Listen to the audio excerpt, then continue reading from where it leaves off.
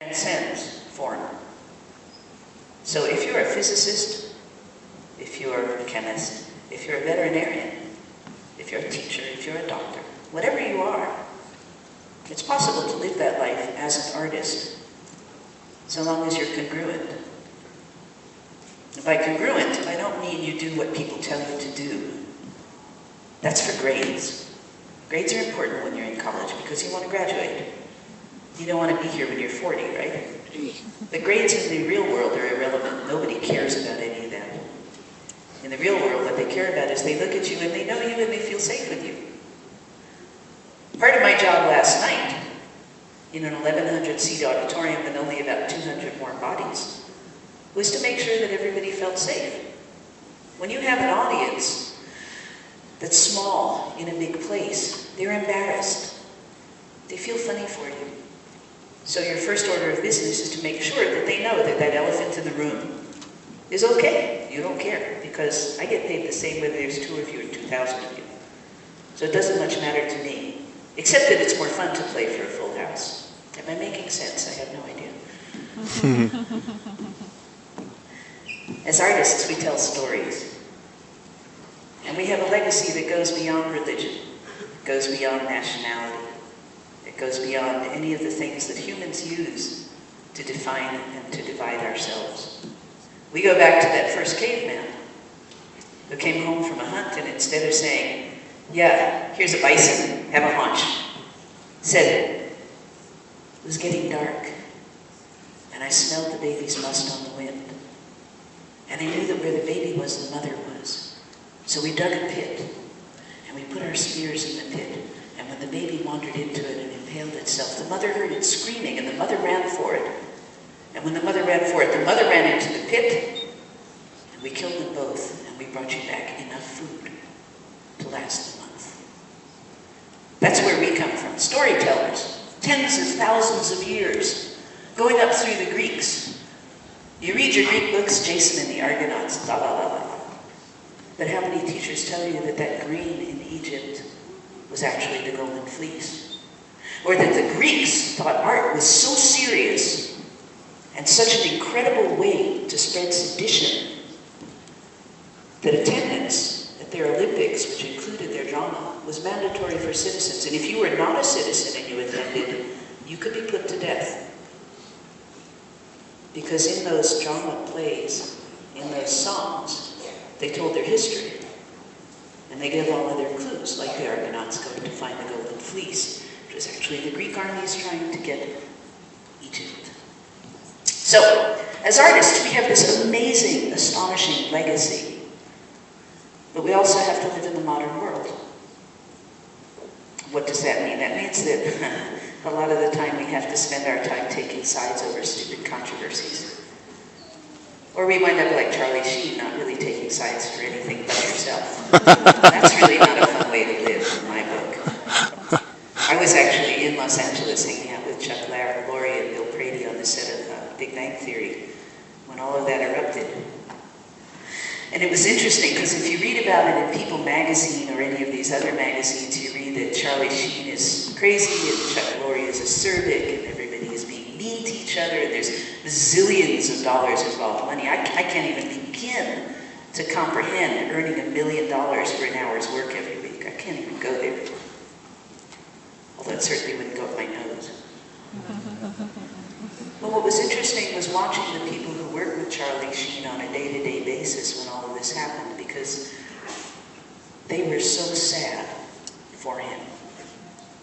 And they were so upset that he was this ill. And it reminded me that in my industry, as much as People magazine or Us magazine or the internet makes us look like idiots, really it is an industry that's founded in a certain amount of decency and respect. Artists occupy the low totem pole in our society these days. We're actually lower than teachers, which is pretty amazing when you think about it, considering how low we keep teachers. Many of us are very overpaid, but most of us are really underpaid. The mean income for a writer in America, prose writer, including the Stephen Kings and the James Pattersons, is $7,000 a year. So people don't become artists because they want to make money. People become artists because there is no other way to get what's inside you out. There's something inside you too big to come out any other way. And that's part of why I say that any profession has its artists, and you can be an artist in any profession. I mean, would you argue that Steve Jobs is an artist? I would say he's an artist. Yo-Yo Ma's certainly an artist. In his way, Barack Obama is an artist. Well, you're entitled to your opinion, but this is my stage. And we're not talking about politics, we're talking about art. Which, stunningly enough, is two separate things. Who would have thought? Politics lies. Politics takes polls. You need a lot of money to be a politician. To be an artist, all you need is a human being. To sing a song, all you need is a human being. That's the seditious thing about it. If you take nothing else out of here today, take this. Art is dangerous.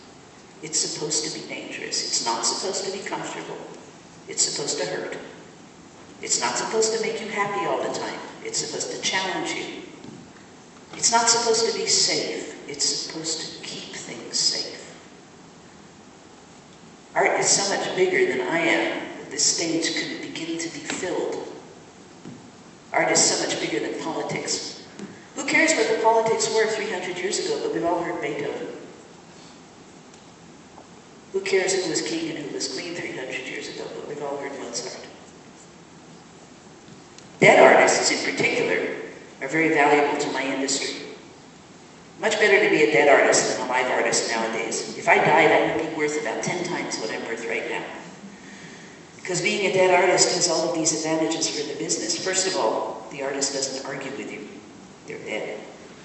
Second of all, their heirs just want to make money, so they don't care what happens. It's a humbling thing when you're 16, as I was, and you're having a huge hit record and you're famous all over the country, to realize that you're actually worth more to everyone dead than you are alive.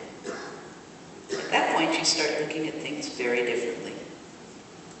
And you start thinking, okay, if that's the way my life is going to be, then I damn well better start creating something that endures. So I'm going to sing a song, because you're stuck. And then I'm going to open the floor to questions. We have a pretty limited amount of time, and I know that at 10:15, those books will close, those folders will close, and you're out of here. If you want to come to my show tonight, I'm much more polite at my shows. But really, honestly, I have half an hour to talk to you. What's half an hour in a lifetime? You can't even make love decently in half an hour. So what they say about the LDS is not all true.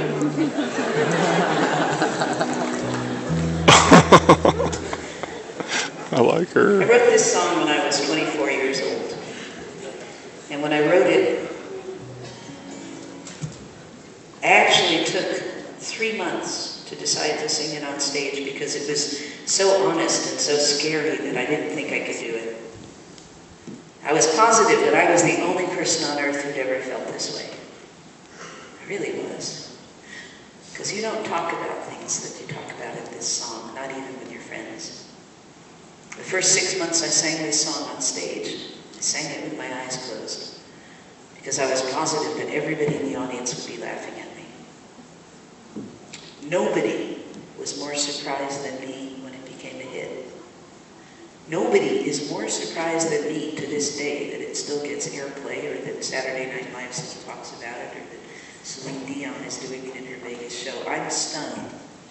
And the only thing I can think that's a reason for all of this is that the song is really a good piece of art. Every artist has to ask themselves at some point, what does all art have in common? If your teachers haven't asked you that, they should. Because that's the only question really worth asking about art. And you have to answer it for yourself. For me, this song has everything I want in a piece of art. And I say that in all humility because I wrote it when I was 24 and I'm 59, so it's a long time ago. It's true, and it's beautiful. And that's all I care about.